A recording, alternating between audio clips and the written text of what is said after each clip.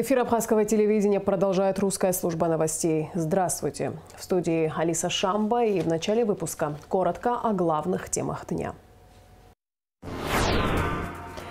Подобно стали закалялась абхазская дипломатия. Свой юбилей отмечает внешнеполитическое ведомство страны. На страже порядка. В МВД прошло рабочее совещание по вопросам готовности к курортному сезону. Передовые технологии туризма, конференция, экскурсии, вечерние мероприятия и мастер-классы. В Абхазии проходит первый туристический фестиваль.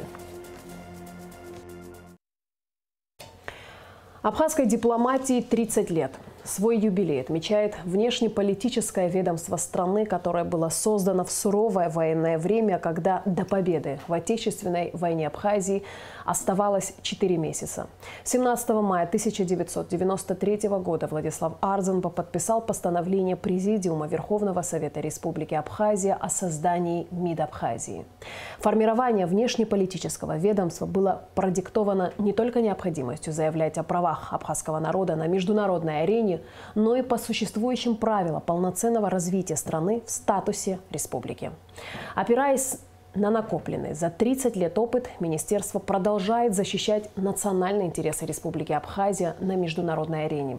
В честь юбилея состоялось торжественное собрание, в котором принял участие и президент Республики Аслан Бжаня, и многочисленные почетные гости из зарубежных стран.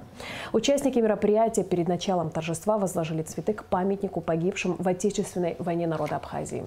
Расширенный репортаж с места событий смотрите после выпуска новостей.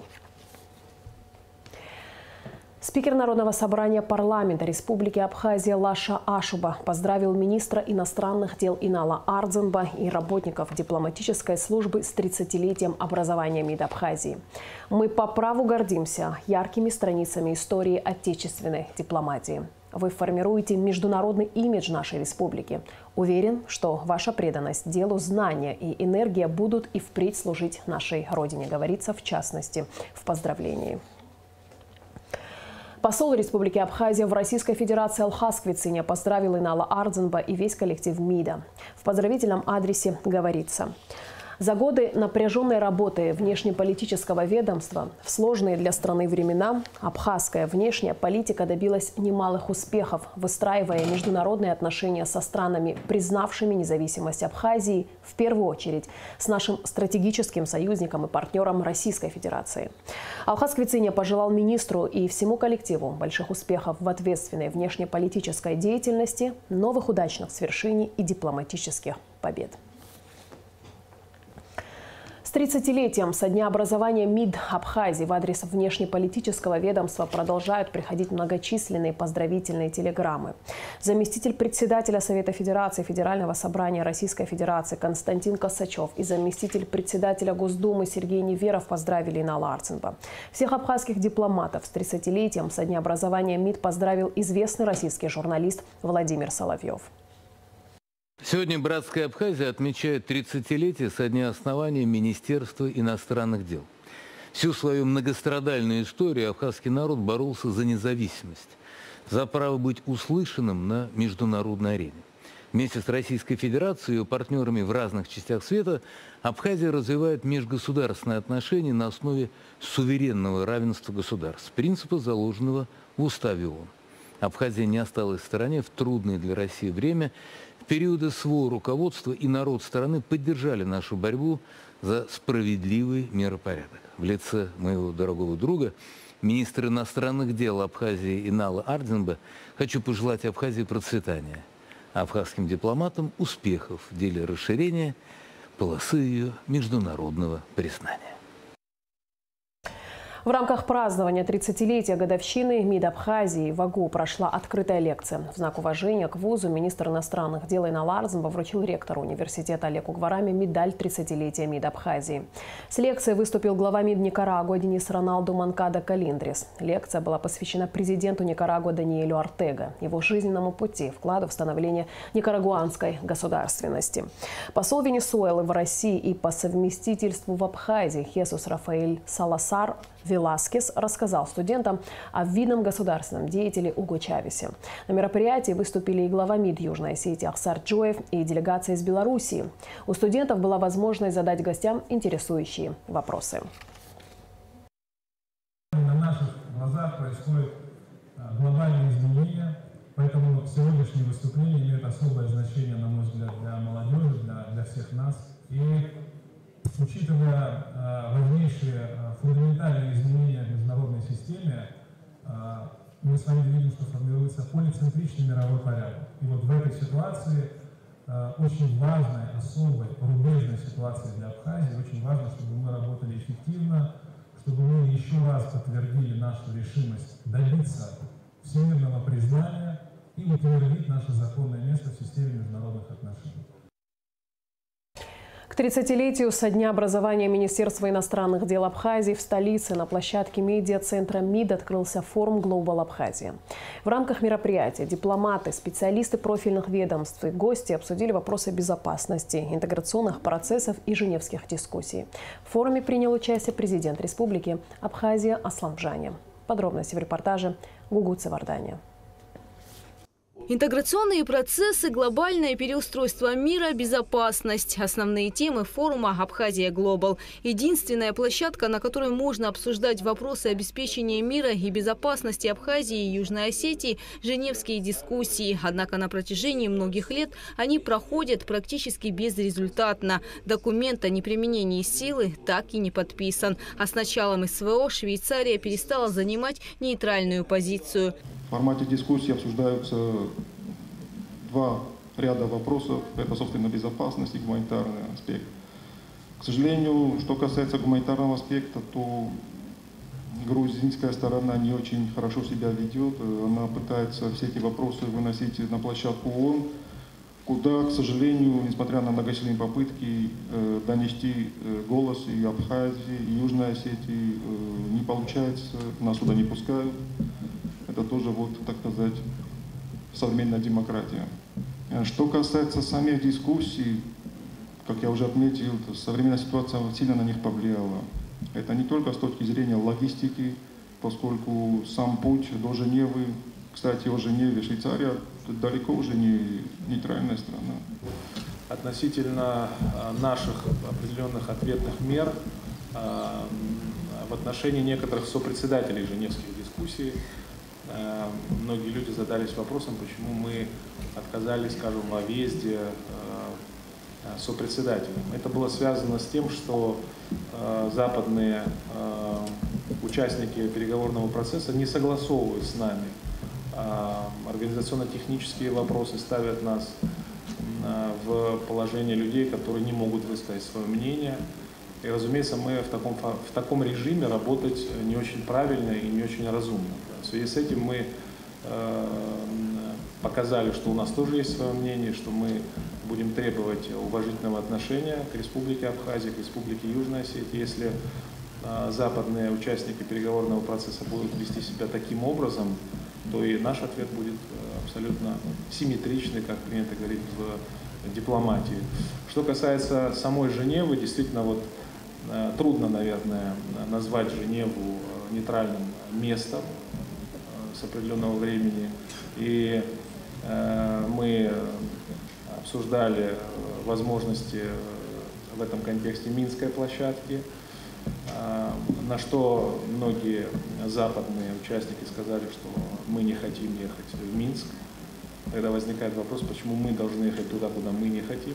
Секретарь Совета безопасности Абхазии Сергей Шамба подчеркнул, что документ о неприменении силы между Абхазией и Грузией был подписан в августе 1997 года по инициативе тогдашнего министра иностранных дел России Примакова. Наличие этого документа важно подчеркивать, отметил Шамба.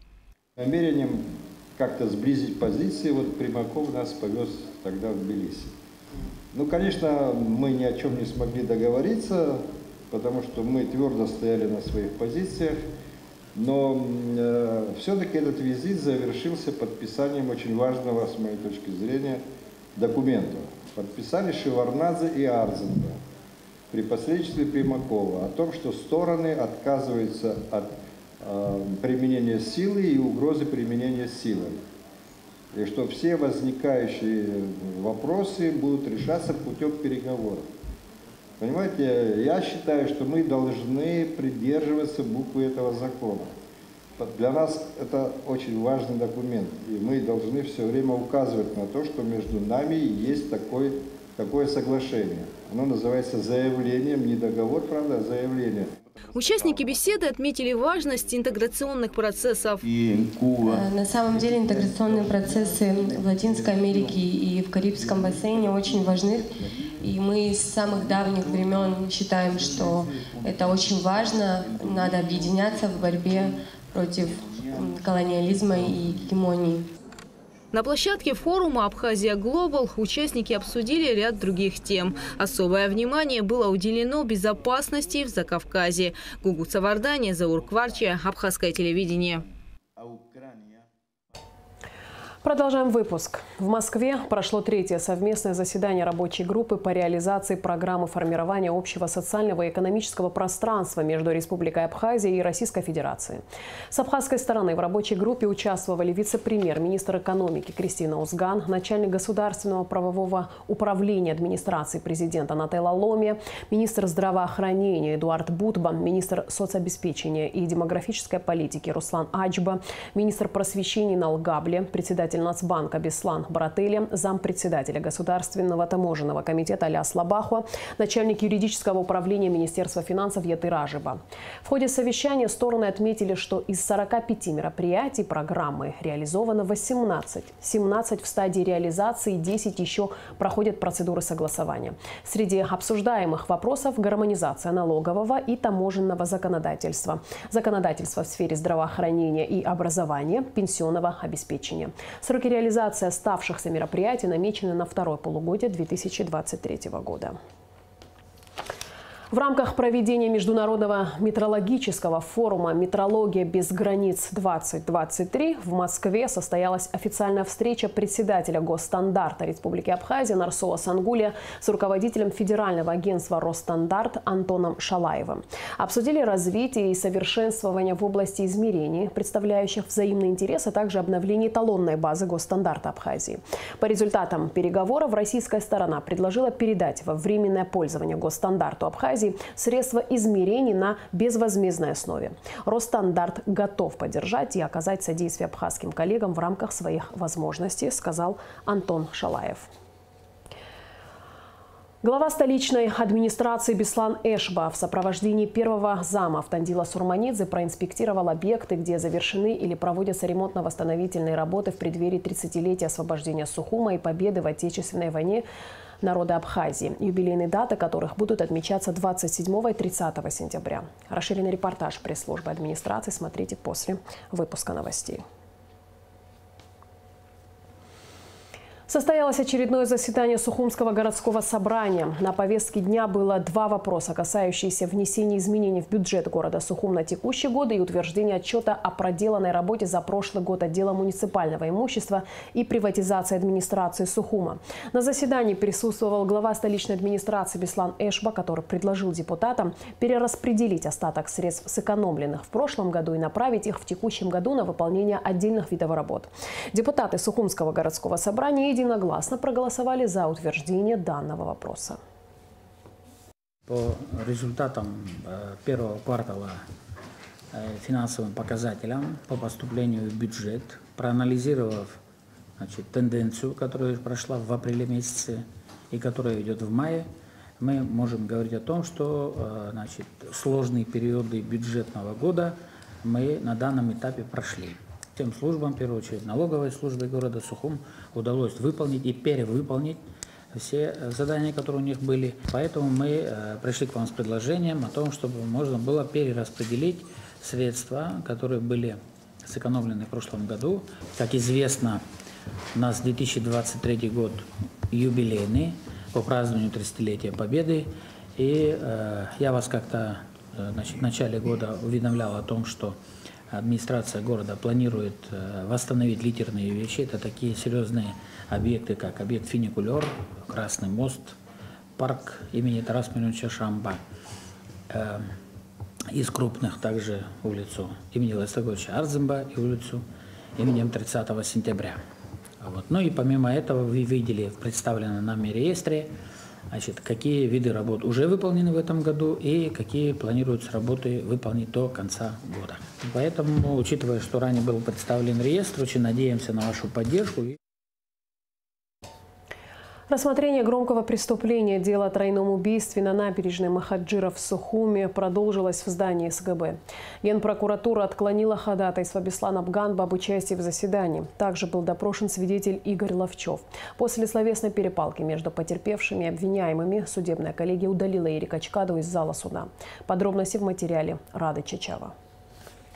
Очередное судебное заседание по делу о тройном убийстве на набережной Махаджиров началось с ходатайства подсудимого Беслана Бганба, ранее исключенного из зала суда. Обвиняемый попросил об участии в дальнейшем заседании, ссылаясь на процессуальные права. Сторона защиты ходатайство поддержала. Адвокат Игорь Скнарин отметил, что данная просьба обвиняемого не противоречит нормам уголовно-процессуального права. Человек, может быть, осознал то неправомерное поведение в процессе, поэтому, я думаю, можно продолжить с его участием. На самом деле его права, о которых он сказал, может быть, существенно и нарушаются при его отсутствии, поскольку он при допросе тех же экспертов, которые были в предыдущих заседаниях допрошены, имел право и возможность задавать им вопросы, может быть, существенные для дела. Сторона обвинения выступила против удовлетворения ходатайства. Начальник судебного управления Генпрокуратуры Даур Амичба подчеркнул, что удаление из зала суда обвиняемого Бганба было обусловлено несоблюдением им процессуального порядка. Удаление Бганба было не какой-то прихотью суда, это было уже, если мне не изменяет память, более 10 раз ему делалось соответствующее замечание, после каждого которого вновь на следующем же процессе Бганба нарушал процессуальный порядок. При этом я считаю возможным удовлетворить данное ходатайство на стадии допроса, если он изъявит желание давать показания. В данном случае мы не возражаем возвращение его в зал. Если защита представит конкретного свидетеля, который будет связан именно с совершенным Бганбом преступлением, мы готовы к этому вернуться. Да? Адвокат Автандил Чкадуа заявил, что аргументы стороны обвинения не обоснованы, и присутствие Бганба во время допроса экспертов было необходимо. Судебная коллегия, совещаясь на месте, определила в удовлетворении ходатайства отказать. Судебное заседание продолжилось допросом свидетеля защиты Игоря Ловчева, гражданина России и знакомого обвиняемого Эрика Чкадуа. Он рассказал, что Чкадуа познакомился в 2019 году, так как переехал в республику, чтобы помогать своей теще, и снимал квартиру в одном подъезде с родителями обвиняемого. Как утверждал свидетель, последний раз он видел Чкадуа в день убийства, 22 ноября 2019 года, во дворе дома родителей обвиняемого. Родители Чкадуа, по словам свидетеля, уехали на некоторое время и попросили его присмотреть за их собакой. В тот день, по времени я прям точно не могу сказать, но с 13 до 14 часов, как раз в обеденное время, я выходил со своей собакой гулять. Юрий Грамович, когда уехал, сказал мне, что надо не только покормить ее, но и заканчивался корм, надо было купить корм. Оставил мне деньги. И в этот день я выходил гулять со своей собакой, мы ходили на море. Я пошел в гараж для того, чтобы забрать его собаку и вместе прогуляться. И увидел, как Эрик как раз приехал на машине Юрия Грамовича. Он сказал, что он сам покормит собаку, что он привез корм, покупать ничего не надо. Поэтому мы прям перекинулись буквально несколькими словами на какие-то отвлеченные темы по охоте, по собакам. И потом он поднялся к себе домой, ну то есть в квартиру родителей, а я пошел к морю. И гуляли там, порядка часа. Я приехал, ни машины, ни Эрика уже не было. О совершенном убийстве, как утверждает свидетель, он узнал уже вечером во время прогулки с супругой по Сухумской набережной. Свои показания Ловчев в 2022 году написал и заверил у нотариуса. Заявление свидетель, по его словам, передал адвокату Эрика Чкадуа Марине Тания. Объясню, почему спустя несколько лет помню все эти подробности, потому что их не раз обговаривали после того, как Света с Юрой вернулись из больницы. Мы много раз обсуждали все это. Поэтому те события, на тот момент они были свежи в памяти достаточно. И потом просто неоднократное повторение. поэтому могу точно сказать, что так было. Продолжился допрос стороной обвинения. Заместитель генпрокурора Руслан Тыркба уточнил у свидетеля Ловчева, сколько раз с апреля 2019 года по ноябрь того же года он встречал обвиняемого Чкадуа. Свидетель заверил, что встречал его раз 5 и в хаотичной периодичности. То раз в неделю, то раз в месяц или 2. Руслан Тыркба отметил, что обвиняемый Чкадуа до августа 2019 года находился в местах лишения свободы, а после был помещен под домашний арест по другому адресу. Во время допроса свидетель сказал, что приезжал в Абхазию и до апреля 2019 года, до момента начала жительства в республике, и уже ранее был знаком с обвиняемым Чкадуа, их знакомил отец подсудимого. Свидетель не стал отвечать на вопросы адвоката потерпевшей стороны Инги Габилая об адресе проживания его тещи. Как отметила Габилая, информация имеет к делу непосредственное отношение, однако свидетель Ловчев на вопрос отвечать отказался. Я не хочу отвечать. Не хочу отвечать на этот вопрос. Это не имеет отношения к делу. Я не хочу отвечать на этот вопрос. Я помню, знаю, я не буду отвечать на этот вопрос. А для чего впутывать сюда моих родственников? Я имею право не свидетельствовать на своих родственников, правильно? Также свидетель не стал отвечать на вопрос о номере иномарки, которая ему принадлежит, и о том, у кого она была приобретена. По его словам, машина оформлена на другого человека, гражданина Абхазии. Мать обвиняемого Чкадуа, присутствовавшая в зале заседания, сказала, что машина оформлена на нее. Спустя некоторое время после допроса свидетеля Светлана Чкадуа, вернувшись в зал заседания из коридора, заявила, что родственники потерпевших, сидевшие в зале, догнали и запугивали свидетеля Ловчева. В ответ на оскорбление, допущенное одним из присутствовавших в адрес Светланы Чкадуа, между родственниками потерпевших и обвиняемыми началась словесная перепалка. Судебная коллегия постановила удалить Эрика Чкадуа из зала суда. Его матери было сделано замечание. Ее уважение к суду очень часто проявляется от присутствующих и от подсудимых также. И судебная коллегия, совещаясь на месте, определила подсудимого Чкадуа Эрика удалить из зала суда, а вам, присутствующая Чкадуа, делается замечание. Обвиняемый Демура Халай обратил внимание суда, что провокации, которые вызывают словесные перепалки в суде, всегда исходят от родственников потерпевших, а суд, по его словам, зацикливается только на подсудимых. Он заявил о нарушении его прав и ходатайствовал об удалении из процесса. Просьба обвиняемого была удовлетворена. В завершении заседания стороной обвинения было заявлено ходатайство о выделении материалов из протокола судебного заседания. В показаниях Ловчева, по словам Даура Амичба, есть признаки преступления – отказ от дачи показания. Свидетель ссылается на лицо, круг, который не описан в статье 5 Уголовно-процессуального кодекса и не защищен иммунитетом от дачи показаний. Свидетель не ссылается на забывчивость, не ссылается, он просто отказывается давать показания. Статья 309, 310, расписку, которую дал свидетель, предусматривает ответственность за отказ от дачи показаний. Сторона защиты с ходатайством не согласилась. Адвокат Игорь Скнарин подчеркнул, что отказ от ответа на несколько вопросов свидетель полностью мотивировал. Судебная коллегия приняла решение ходатайства не удовлетворять. Следующее судебное заседание состоится 30 мая. Рада Чачава, Камила Джопуа, Абхазское телевидение. Министр внутренних дел Вальтер Бутба провел рабочее совещание с руководителями территориальных подразделений ведомства по вопросам готовности к обеспечению правопорядка на период летнего курортного сезона. В совещании приняли участие заместители министра Руслана Ажиба, Беслан Чкадуа, Рашид Цвижба, начальники управлений центрального аппарата ведомства. Репортаж пресс-службы МВД. Министр внутренних дел Вальтер Бутба провел рабочее совещание с руководителями территориальных подразделений ведомства по вопросам готовности к обеспечению правопорядка на период летнего курортного сезона. В совещании приняли участие заместители министра Руслана Ажиба, Беслан Чкадуа, Рашид Цвижба, начальники управлений центрального аппарата ведомства. Как известно, меры по обеспечению безопасности и общественного порядка в период курортного сезона возлагаются на МВД Республики. Определяющие принципы деятельности правоохранительных органов в данном направлении – это предупредительно-профилактическая работа, сказал Вальтер Бутба. Министерством внутренних дел разработан план организационных, оперативных и профилактических мероприятий, направленных на усиление борьбы с преступностью, обеспечение безопасности и общественного порядка в период летнего-курортного сезона 2023 года. О распределении дислокации сил и средств, графиках дежурств, личного состава и маршрутах патрулирования доложил начальник штаба МВД Денис Таня. Начальники городских управлений и районных отделов внутренних дел доложили о готовности к проведению обозначенного комплекса мероприятий. Заслушав отчеты о ситуации в территориальных подразделениях милиции, Вальтер Будба дал ряд распоряжений. В связи с недокомплектом личного состава по ГОР-ОВД прикомандировать сотрудников центрального аппарата на время летнего сезона в районы для обеспечения контроля на объектах курортных зон, массово посещаемых туристами и популярных экскурсионных маршрутах. В частности, министрам даны указания усилить УВД по Гагрскому району и Гудаутский отдел внутренних дел числом опытных сотрудников оперативных подразделений центрального аппарата.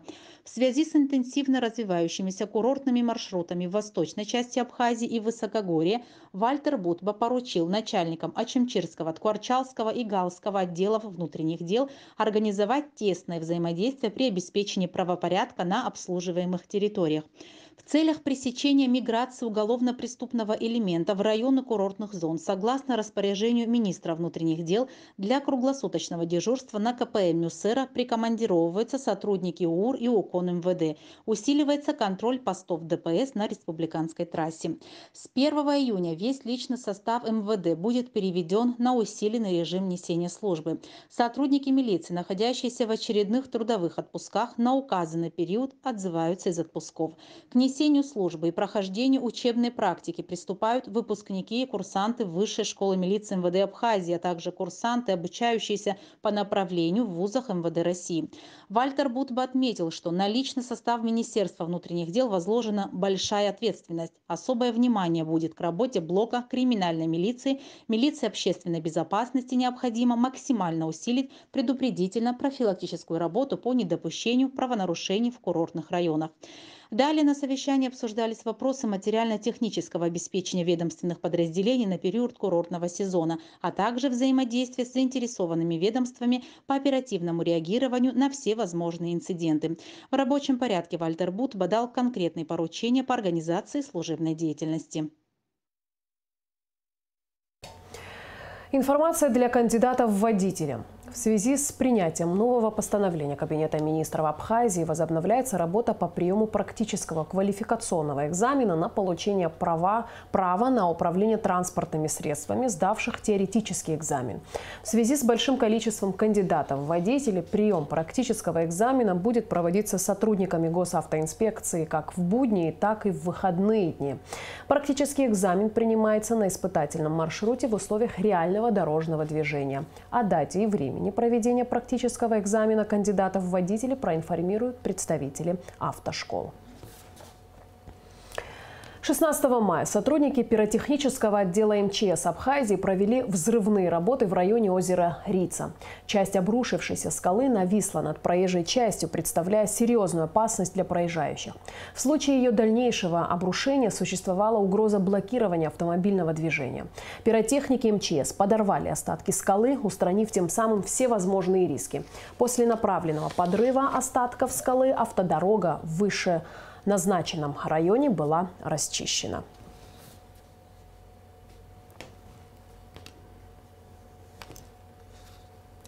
В Абхазии проходит первый туристический фестиваль. В течение 5 дней участников ожидают конференции, экскурсии, вечерние мероприятия с развлекательной программой, мастер-классы в Гаруда-глемпинг, банкет с национальной кухней и, конечно же, радушный прием и абхазское гостеприимство.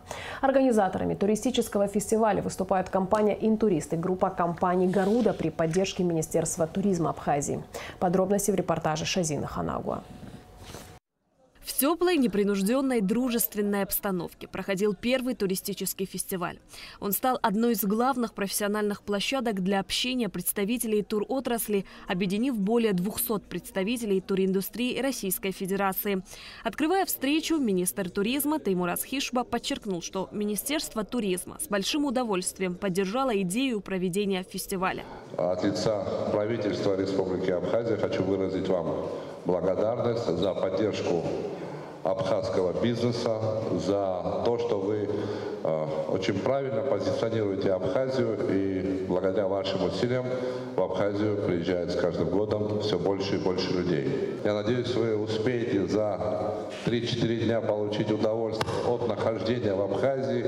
Мы со своей стороны сделаем все возможное, чтобы вам было комфортно в Абхазии, потому что Абхазия – это маленькая страна, это уютная страна. Здесь большое количество уникальных мест, И самое главное, здесь очень гостеприимные люди. Приветствуя участников фестиваля, основатель отелей «Гаруда Бутик» и «Гаруда Глэмпинг» Георгий Ачба поблагодарил представителей туротрасли, отметив, что они помогают развивать туризм в Абхазии. Вы те люди, которые напрямую общаются с нашими туристами. Те, которые доносят или не доносят точную информацию. Но в основном доносят. Да. Вы те люди, которые создают вот этот уют, который потом получают наши туристы. Вы знаете, очень важно, чтобы люди понимали, когда они едут в Абхазию, что они не едут куда-то там, не знаю, на Мальдивы, не едут в Америку куда-то, в высокотехнологичную страну, какую-то Японию образно. Важно, чтобы они понимали, куда они едут, чтобы они понимали, что у нас есть свои плюсы и свои минусы. Но, тем не менее, мы очень любим людей, мы умеем их встречать с душой. Компания «Интурист» была основана в 1929 году. Несмотря на свой уже почтенный возраст, компания уверенно смотрит в будущее, внедряет передовые технологии туризма и развивается сразу в 3 направлениях – въездной туризм, внутренний и выездной. Директор группы компании «Интурист» Исмаил Балюкбаши рассказал о истории знакомства с Георгием Ачба и о идее проведения туристического фестиваля в Абхазии. Мы тоже, конечно, там сколько лет уже работаем, сколько лет сюда туристов отправляем, получаем кучу жалоб, претензий, мы стараемся их как-то сгладить, и изменить ситуацию, исправить, улучшить. Могу вас уверять, вот в течение 6 лет огромным темпом здесь развивается туризм. Я свидетелем этого. Как в свое время в Турции это развивалось очень быстро, большими шагами, здесь также это повторяется. Немножко Турция опережает, да, но Абхазия тоже очень сильно развивается. «Интурист» более 10 лет помогает отелям Абхазии улучшать инфраструктуру, делать реновацию и строить новые объекты размещения. Компания нацелена на повышение качества оказываемых услуг туристам. О работе организации в Абхазии рассказал исполнительный директор Алексей Липатов. Наша компания, наверное, уже больше 150 отелей законтрактировала в Абхазии. То есть объектов становится с каждым годом все больше и больше. И самое интересное, что мы видим, как развиваются эти объекты. Они становятся значительно более качественными. Отдых туристов становится более качественным. И, естественно, люди получают удовольствие от отдыха в этой прекрасной стране. Далее, в рамках первого туристического фестиваля на территории отеля «Гаруда Глэмпинг» была организована развлекательная программа. На чистом воздухе для гостей были проведены мастер-классы по рисованию и лепке из глины, стрельба из лука, выставка фотографий древнеабхазской княжеской фамилии Ачба, прогулка по живописным местам. По мнению участников фестиваля, «Гаруда Глэмпинг» представляет большой интерес у туристов. На фоне природы можно себя почувствовать таким свободным, счастливым. И очень красивый формат вот этих вот домиков, то, что мы еще нигде не видели. Лично я еще ни разу не встречала вот такой комплекс. Приятное обслуживание, хорошая очень еда. Отличная атмосфера, и очень хочется сюда вернуться. Обязательно вернусь в отпуск и буду рекомендовать. Вы знаете, мы, поскольку из Санкт-Петербурга все, да, у нас приграничная зона, и мы в свое время всегда очень любили ездить в Финляндию, в Карелию. Нам очень нравится вот этот формат именно коттеджей. Здесь потрясающая природа, очень комфортный отдых именно в этих коттеджах. Мы не ожидали, мы думали, это будут какие-то палатки, будет очень все скромно, великолепно. Все очень комфортно, все условия есть, прекрасно пахнет деревом в этих коттеджах. Территория, инфраструктура, все с такой душой сделано. Нам очень нравится, мы очень благодарны хозяину, мы его благодарили, подходили. Спасибо большое. В рамках фестиваля гости мероприятия смогут получить полное представление о туристических возможностях Абхазии, встретиться с представителями отрасли и обсудить актуальные вопросы. Шазина Ханагуа, Камила Джопо, Тимур Кугохя, Абхазское телевидение. Абхазский государственный театр имени Самсона Чамба объявляет специальный набор в группу по специальности актер драмы и кино на будущий учебный год при факультете искусств Абхазского государственного университета. Принимаются лица с 16 до 20 лет. Справки по телефону 752 25 52 по адресу улица Пушкина, дом 1. В связи с ремонтными работами завтра с 0 часов до 22 часов будет прекращена подача воды в городе Сухум. Новый район, Старый поселок, улица Эшба, вокзал, улица Адыгейская, Вием, центральная и нагорная части города, рынок Маяк, улица Чанба, Турбаза, Кадорское шоссе. Также в четверг, 18 мая, в связи с ремонтно-профилактическими работами будет отключена подстанция Баслат. Часть Сухумского района останется без света с 10 до 16 часов, сообщает Черномор Энерго. И в завершении выпуска о погоде. По сообщению Гидрометцентра, в четверг, 18 мая, погоду Черноморского побережья Абхазии будет определять южный циклон. Ожидается переменная облачность без осадков. Температура воздуха ночью плюс 8, 13, днем 19, 24. Температура морской воды плюс 14.